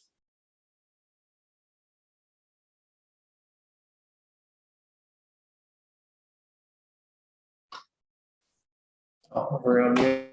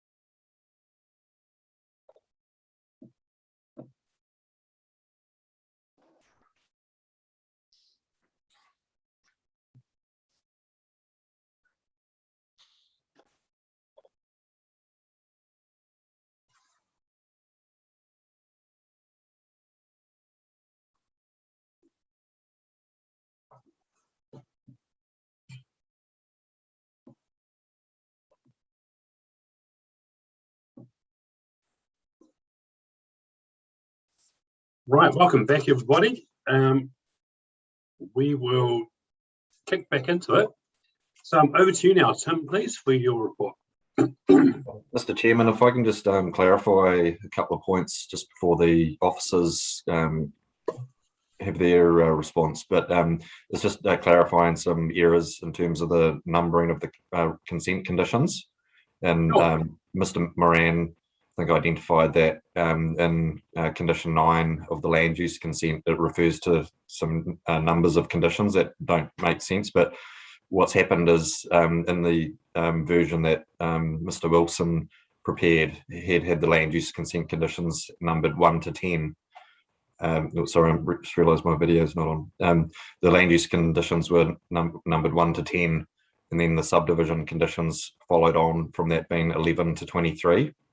And then at some point, someone has changed the numbering of the subdivision back to 1 to 13. Hence, condition 9 refers to numbers that don't exist because the numbering system was changed. And then also just in condition 6B of the subdivision condition, subdivision consent, it refers to, there's a consent notice referring to a landscaping plan, or condition 3, but it refers to the subdivision consent. It should refer to the land use consent instead. So, and there's also some heading errors that the landscaping fencing condition is under a monitoring heading, so it should have a different, its own separate heading. It's not a monitoring condition. So just wanted to clarify some numbering issues with the recommended conditions if it was a bit confusing. Okay, have you got those changes, Gareth? Does that make sense?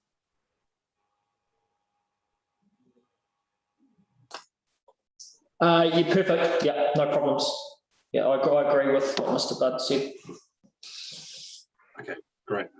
So we'll hand over to the staff now, if that's all right, Mr. Chairman. Yep, sure, go for it. Thank you. So I'm Tim Wilson. I'm the author of the 42A report. And in preparing that report, I rely on evidence from Mr. Coates and Mr. Sam Foster. So in terms of going through that report, I think it would be helpful to get Mr. Coates and Mr. Foster to provide some comments on their respective areas of expertise. So I'll hand over to Tony Coates first, and he'll touch on the engineering aspects, and then Sam Foster will talk about the urban design and urban form components, and then I'll wrap up with the rest of the 42A report, policy assessment and conditions. So Tony, I'll leave that with you, thanks. Yeah, thanks, Tim. So there's been a couple points raised specifically around sort of components of infrastructure. So I think the main one I'll focus on is the stormwater and the flooding risk. So I've been in contact with our contracts manager for that wastewater clear, or the catch pit clearing. So previously this catch pit wasn't identified on our frequent regime. That frequent regime also characterises taking in weather forecasting into effect. So with that item, or that catch pit, can now be added to that regime. So that helps predict when the catch pits need to be made clear to help alleviate those concerns with some of our slower systems. One of the other points raised around soil strata. So those points there, under the testing regimes that were done by Titus Civil, the groundwater was not impacted and deemed to be quite low in terms of that. So an increase in sort of deluge of water concentrated in flows does not impact the water on the groundwater level. Therefore, it's not considered a perched water. The soakage characteristics of that soil strata also indicated good soakage volumes. So that means that the layer of conservatism with the good soakage, and also adding in the safety factor of timesing that factor by 2, doubles the amount of conservatism in terms of catering for that impervious area. So although it breaches the requirements from a total impervious versus permeable area, those areas are captured appropriately in those devices. Further to this as well, in regards to the flood mapping point, there is identified flood mapping for both these two properties, and also with 109 in the 100-year event. as part of our private way design review, which is a condition of consent and a specific item around disposal of stormwater. We'll be adding that requirement for the displacement of any event in the 100-year to also be recorded within the site and managed appropriately. So that in terms of the effects mitigated and brought to light through that permeable rule, that's deemed mitigated to less than minor by way of conditions based on both the soil strata effects, and this also takes into account climate change through relevant 2.1 degrees Celsius is what they've claimed, which is a case law representation of what to expect. There's been further sort of points raised in regards to, is this enough in terms of climate change? Now, with that in question, the MFE have given guidelines around what is considered an appropriate scenario, and that indicates a 2.3 degree Celsius change. So there's a 0.2 degree separation distance, which in terms of the intensity figures, that doesn't change necessarily to a high degree. So in terms of the effects related to that sort of flood hazard analysis mentioned in the initial submissions versus what's considered a rule breach, I deem that the effects related to the flood risk to be considered minor and mitigated through wave conditions. There's been some light touching on the wastewater systems. So with regards to that, our wastewater treatment facility located further down the road down to the Cambridge Meadowsegeton, that's our main sort of approach. Sorry, I'm just getting a call at the main. I'll just try and get rid of that. So our sort of LTP has been upgrading the scope of our mains infrastructure that connects to the wastewater treatment facilities, and it also increases the wastewater treatment facilities' ability to take waste. So with these planned infrastructure upgrades, they're encompassing a growth rate in the infill housing design. So that's captured through our DC funding for sort of projects like this. And that also feeds into what our expected ultimate sort of peak wet weather flows will be for those waste systems. So with the right conditions in place around the private way design, ensuring that meets the right requirements from a design perspective, the effects of that would be also considered less than minor.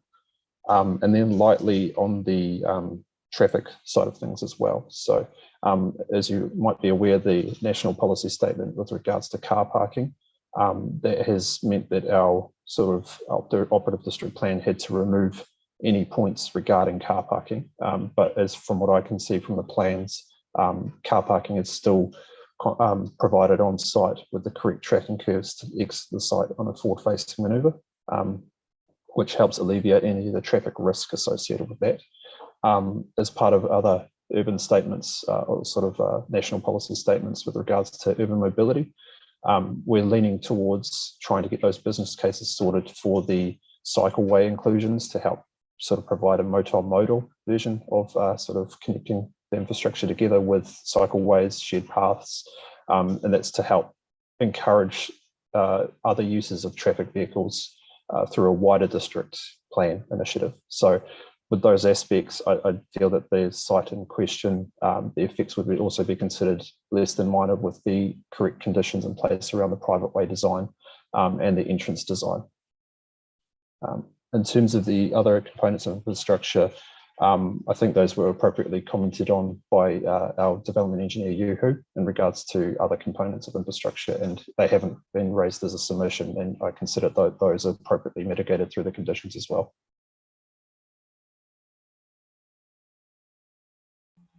So that's it from me, unless you guys have any questions in regards to that. Thanks, Tony. Yeah, I'll hand over to Sam Foster to talk around urban design and urban form matters, please. Yeah, thank you, Tim. Mr. Chair, just a quick introduction to myself. My name's Samuel Foster. I'm a senior urban designer at Becker, multidisciplinary company operating throughout the country. I hold a degree in Bachelor of Planning from University of Auckland and also a Master of Urban Design from the University of Auckland. So I'm also a full member of the New Zealand Planning Institute and have approximately 10 years experience in the field. So my scope of evidence relates to urban design, and Mr. Wilson, the processing planner, requested urban design review of the application, which I undertook in March this year. The review also included a site visit, which was completed on the 12th of March with Tim and you to visit the site.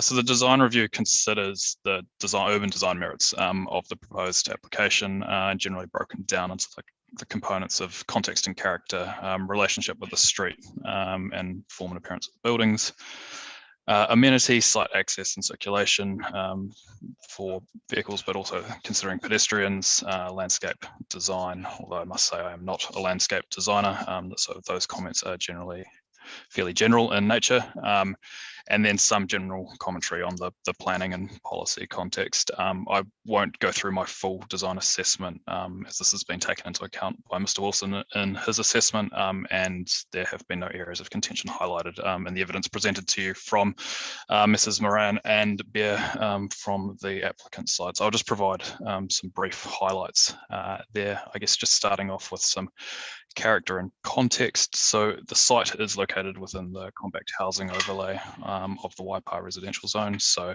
that signals a change, I guess, to the design and appearance of buildings that would be anticipated in those areas. And section 2.13 of the Waipa District Plan residential zone talks about the anticipated outcomes there. Whilst this isn't an objective or a policy, it just gives a broad overview of the expectations. And highlights that different typologies may be expected as part of compact housing development. So that includes duplexes and terrace houses, which is what we are seeing with this application. Generally, the area is comprised of single detached dwellings with some two-storey dwellings in the area, a range of architectural forms and styles, I guess, reflecting their age of development and construction throughout the area. So I guess you're looking at the immediately adjacent buildings, 107 and 111 Taylor Street. The building to the west, so that is 107, has a hip roof style, and then the neighbouring to the east, 111's got a variety of roof pitches, and I guess the architectural feature of that is its roof line. There's some quite steep pitches and also some flatter pitches, so you've got some variety, I guess, in the built form across the area. The streetscape's generally defined by a variety of setbacks, so that the building where it sits on the site in relation to the road front, and that varies quite heavily across Taylor Street, between 4.5 and 12 metres. I guess it's just worth noting that the buildings close to the street are anticipated in that compact housing area. And I guess in terms of in relation to the materiality of the buildings, the plan reserves discretion of development in terms of its facade treatment, proportions, detailing, and the materials and landscape treatment. So as I've mentioned, it's fairly varied along Taylor Street, and the proposal uses a range of materials to break up its bulk and form, using a mix of timber weatherboard, profile metal cladding, and brick. So those materials are seen throughout Taylor Street. So I consider those to be appropriate from a material point of view. So just picking up on the bulk of the proposal, so it's 5 units across 2 building footprints, which has been discussed by both the submitters and the applicant. And I think looking at the proposal, the splitting of the 5 units across two buildings breaks up what would otherwise be a large building if 5 units were combined, and serves to reference the development pattern in the area, which is typically a front dwelling and subdivided to provide a rear dwelling on the site. I guess just talking now about the relationship to the street. So generally the development provides, a positive interaction with the street frontage. It brings in passive surveillance, so the idea of eyes on the street, which conveys safety, taking into account the SEPTED principles, which is crime prevention through environmental design. It also clearly delineates ownership between public and private. So you've got a low wall in the front, stepping up some height to provide some privacy for those units. But generally the surveillance and interaction with that street frontage is considered positive.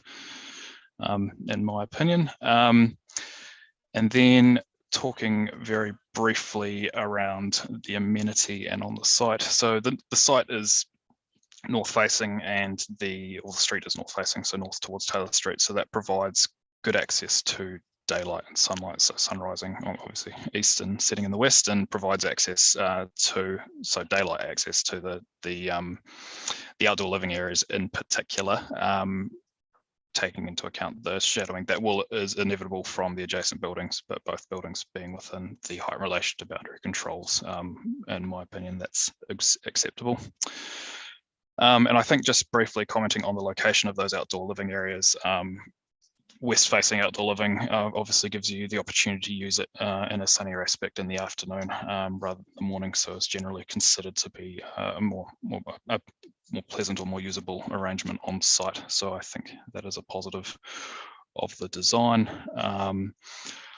I will leave kind of vehicle and pedestrian circulation, except to note that the updated plans provided as part of section 92 in response to comments now have a front pedestrian access for unit 1, so that improves the legibility and access to that on the site. And I would also just like to, in terms of landscape design, support the inclusion of a condition that requires the submitted landscape plan to be implemented and maintained throughout the lifespan of the development. And I think just talking about that, the landscape design provides some screening on the boundaries, just picking up the comment from the submitters from 111 Taylor Street around their rear yard. I just note the inclusion of Magnolia Little Gem in the landscape plan on the fence boundary adjacent to their outdoor living area. These trees can grow to 4 or 5 meters, so they will need to be maintained to not be overly large, but they should provide some screening benefits in that location. Just quickly, I think talking about the district plan compact housing area and the 2,000 square meters, from an urban design perspective, you generally use a rule framework like that to facilitate a better design outcome.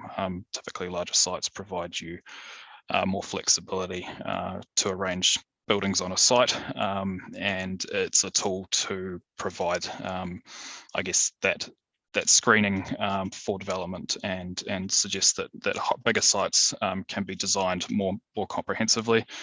In my opinion, the approach taken on the site creates a good urban form. It splits the 5 units over 2 building footprints, and the use of articulation of the building facade and the materiality, so the building materials used, and the variation in the elevations, so how the building steps in and out,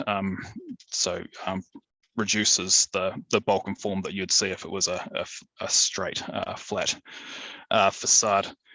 So I think the use of or provision of compact housing in an overlay which is identified for increased density, albeit on a smaller site than anticipated, I think the design outcome is appropriate in that setting. I'm happy to take any questions or answer anything in further detail if that's helpful. Well, thank you very much. I've got a question. What is around the area of Cambridge? Are there any other developments like this happening? Like, is this becoming more common? Thank you, Commissioner Gower. I am aware of multiple applications at various stages throughout Waipa in various locations. You've mentioned, the submitters briefly mentioned the Coleridge Street application, which is one that has been recently approved by council, and there are others I think that have been submitted or will occur. I think it's a trend that's happening across the Waikato and indeed the country.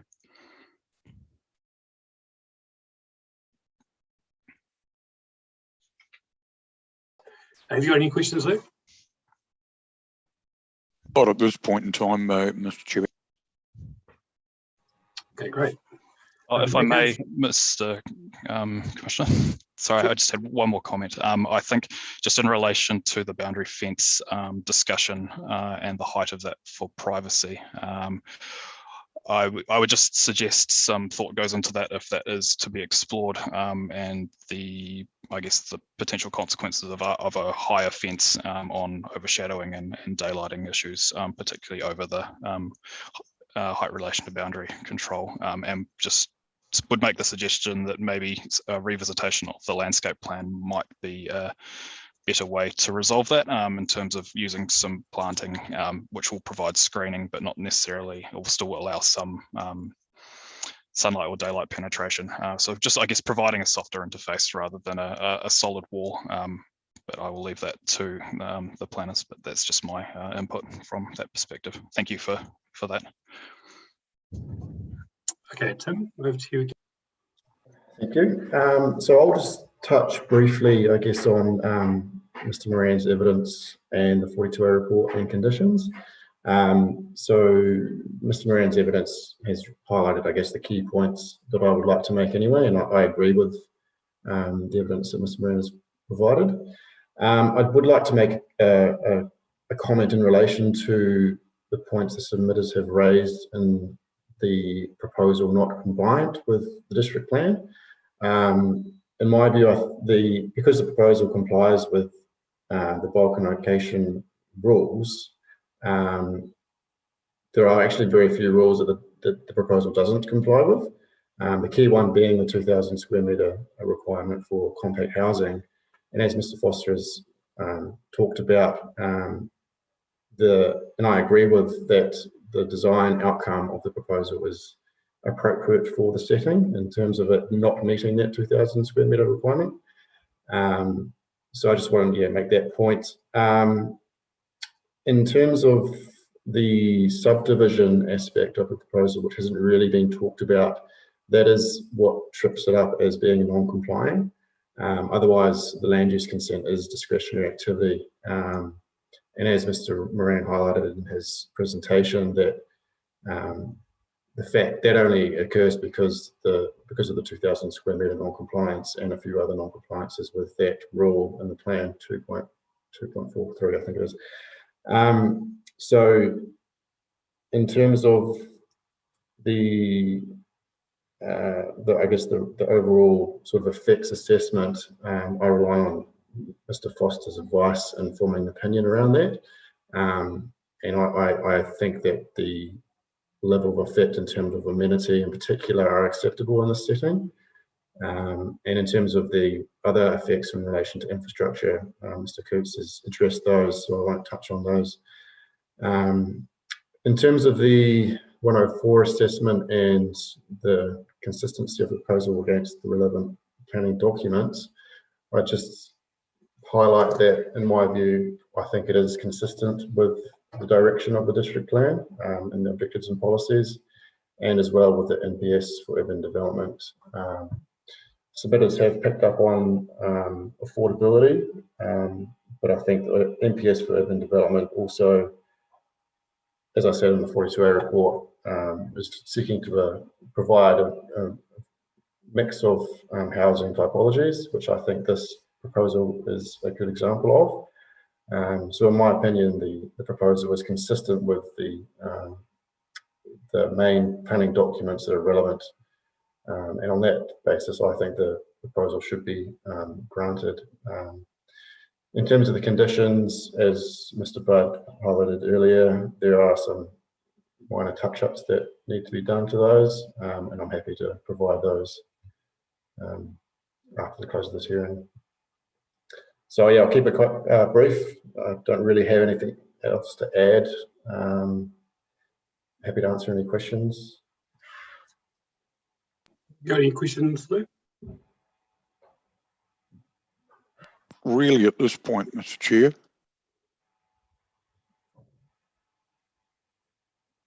Alrighty then. So we'll pass it back over to you now, Gareth, then for your right of reply. Thank you, Mr. Chair. Look, we won't talk for too long now, but I've just got a couple of points, more of clarification, just to go through. Can everyone hear me all right? Because someone started a vacuum cleaner downstairs, so okay, that's all good. Chris, I might put it onto you first to chat about a couple of your key points, and then come back to me just to summarise our conclusion for today. So, yeah, hey, thanks, Gareth. Just like to address a couple of points raised by Mr. Olsen on the statement of evidence I prepared, and just provide clarification of why I think each of those points in the statement is relevant and correct. Ones I have here are point 46, where it says the arrangement of the dwellings into two building forms is consistent. It is correct that the dwellings are arranged into two building forms, and I think Mr. Foster agreed with this and just noted that in his statement a minute ago. Point 31, and also in relation to the appended design example from Auckland City Council, that was included as an explanation of the reason the site was configured in the way that it was configured, with one building in the front and one building in the back, and a driveway running in down the side of the property.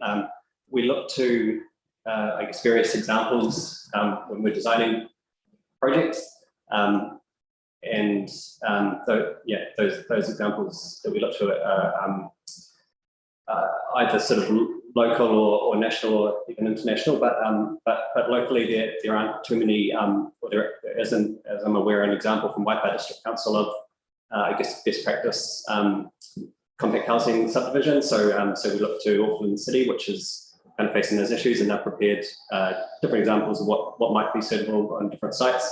And as part of our design strategy, we design what we think suits the site best, but we also sort of cross-check it with what other people think. So those were included just as an example of what Auckland City thinks is suitable and best practice. So it's included as an explanation. And I think the third point was point 32. And Gareth might just explain this in a bit more detail, but in terms of design and sort of density on site and configurations of buildings on site, in the compact housing overlay, we approached the site in a way where we were designing something that might be of a similar scale and density as the 2,000 square metre sort of site that the district plan references. And so we just used that. What I mean by that is, in sort of as further explanation, if the site was 2,000 square metres, what our response to Windy and Warren would be that we might look to provide on site maybe 10 dwellings, or maybe fewer, maybe slightly more, but sort of around that density. And so that's why that point's included there. Yeah, back to Gareth. Cool, thanks, Chris. I just want to touch on that density discussion. Now, look, the site isn't 2,000 metres squared, right? We all accept that. But hypothetically, if it was, or if one down the street was 2,000 metres squared, a compact housing development becomes a restricted discretionary activity in that area. Now, we've got discretionary activity here, we've got a non-compliant here, restricted discretionary is up here, which is even more, direction from council that developments like that are anticipated in that area. Obviously, you can still notify restricted discretionary consents, but the chances of notification, I know this realise this is a generalisation, but the chances of a discretionary activity being notified is far greater than what a restricted discretionary activity would be to be notified. So that's just it's not directly relevant to this site, but it's important context to the wider environment.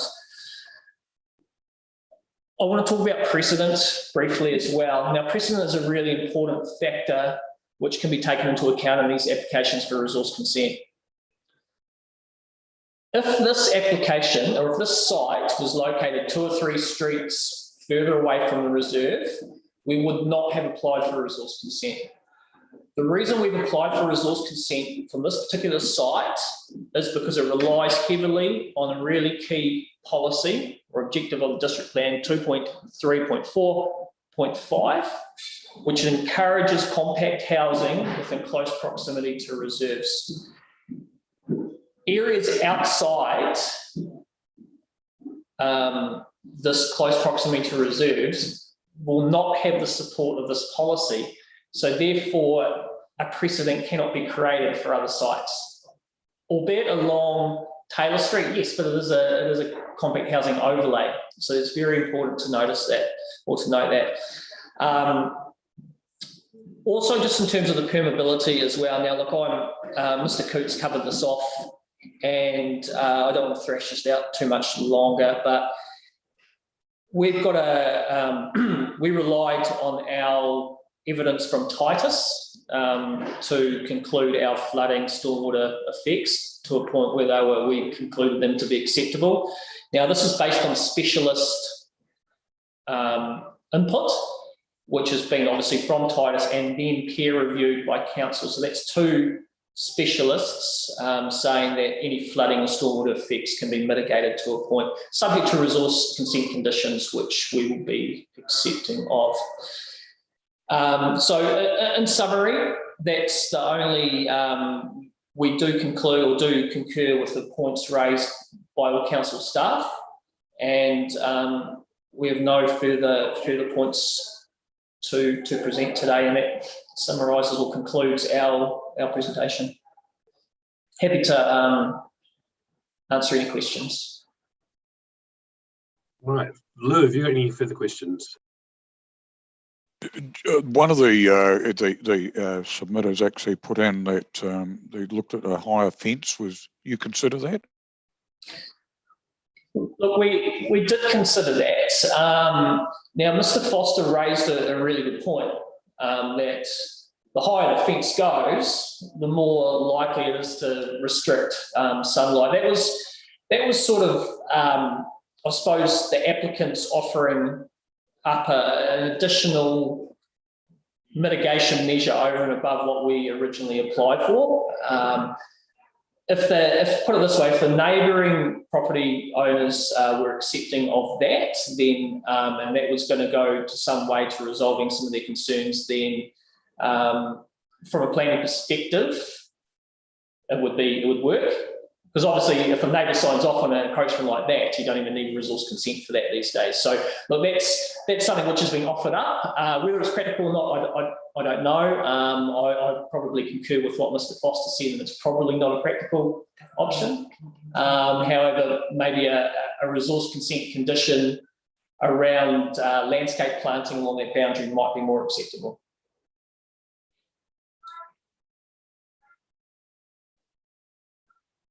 Sorry about that. I'm just wondering, Mr. Olsen's and Christopher James, if you guys were interested in negotiating a condition about the fencing, is that something that you'd want to have a conversation about to write into the conditions? Yeah, I'd be happy to discuss it. I'm also concerned. I don't want a great big wall between us and them. I'd rather look at the landscaping as well. If the thing was going to go ahead, that's how I'd prefer to approach it. And Murray, what are your thoughts on? Oh, you guys are muted. Sorry. Could you unmute them, please, Karen?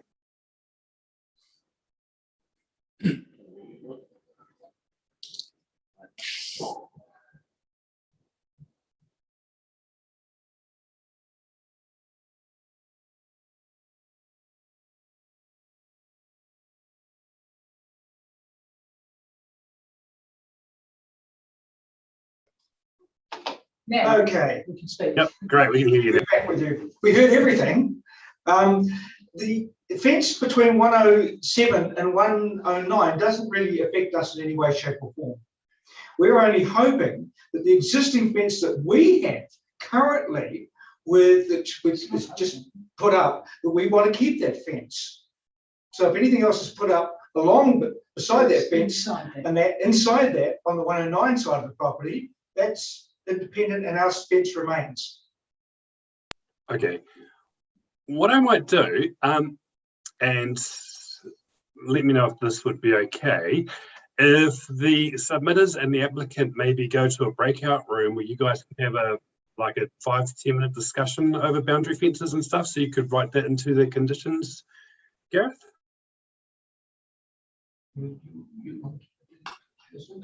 Yes, we can. That'd be fine. Would it be prudent to have council's processing planner there as well as part of that?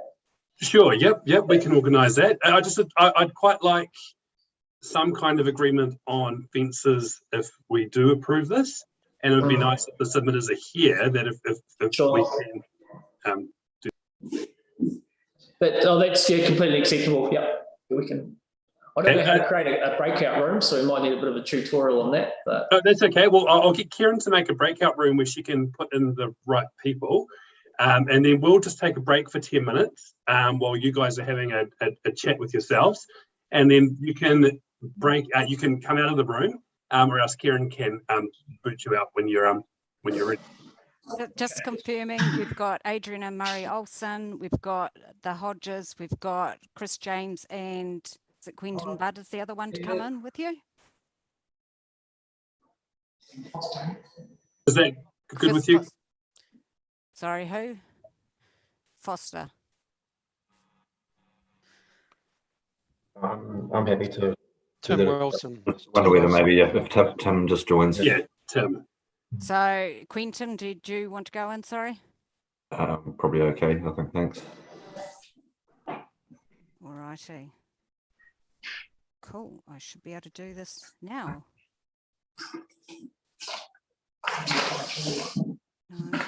No. Yeah. Hang on. Sorry, just one moment. Something's gone wrong. So if you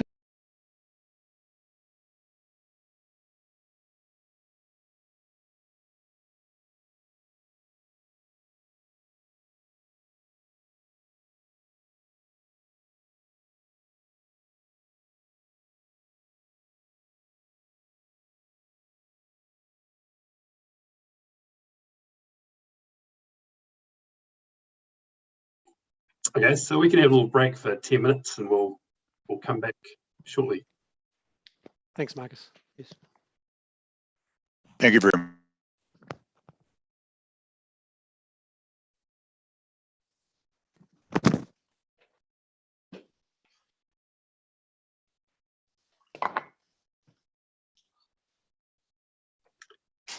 Kieran, that didn't work.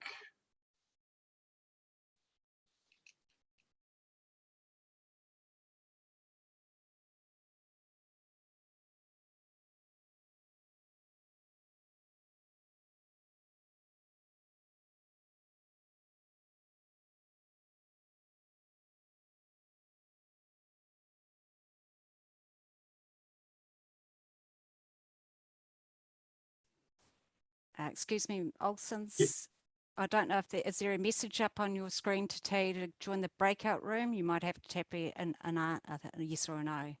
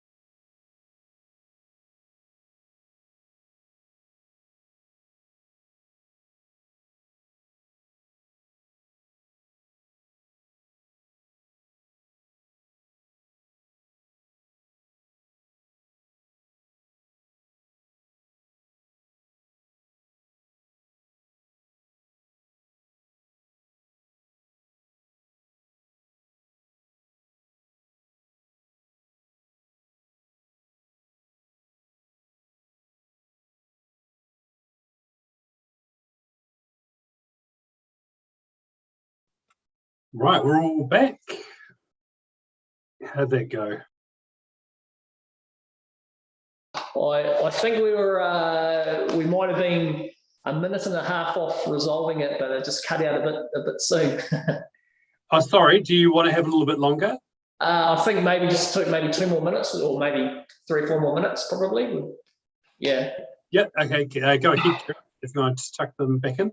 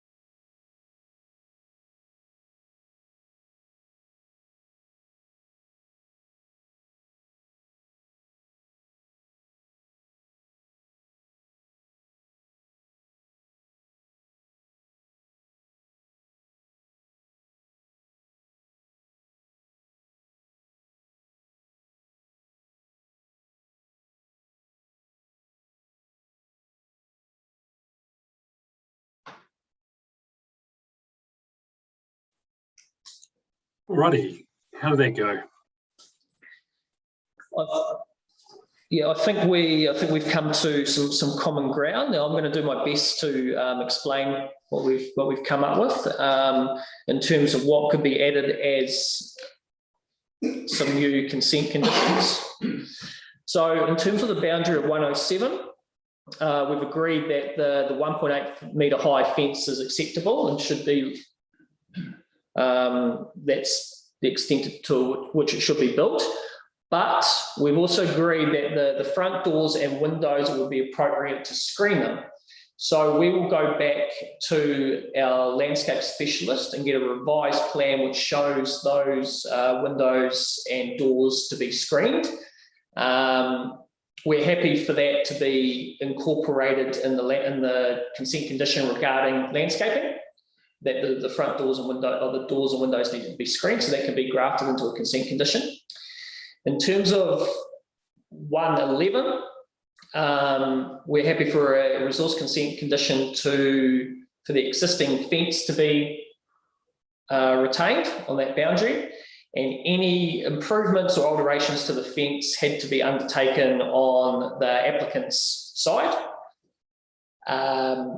In terms of the landscaping plan, I don't think Mr. and Mrs. Olsen saw the revised landscaping plan, but when we presented that, thanks to Mr. Foster, who put it on the screen, correct me if I'm wrong, but I think Mr. and Mrs. Olsen were happy with that landscaping plan. They did raise concerns about how it was going to be maintained, but it was those concerns, I guess, were alleviated by explaining that the landscaping will need to be conditioned, and there will be consent notices requiring that to be retained or maintained in perpetuity. So correct me if I'm wrong, happy for the applicants to, well, through the chair, of course, to ask any questions, but that was where we've got to, in my opinion, in terms of resolving those boundary treatment issues.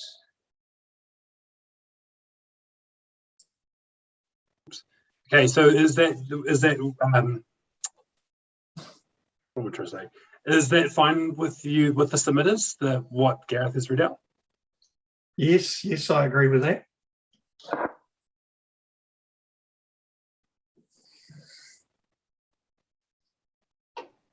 And we agree with the outcome. Great, excellent. Okay. Well, is there anything further else that you would like to add, Gareth, in your closing remarks? Well, I think that's, excuse me, losing my voice, that's summarised everything we've spoken about today. And look, we've got nothing further to add. So just on behalf of sort of the applicant and the team here, we just thank you for everyone for their contribution today, submitters, council, planning staff, and we will wait for a decision in due course. So.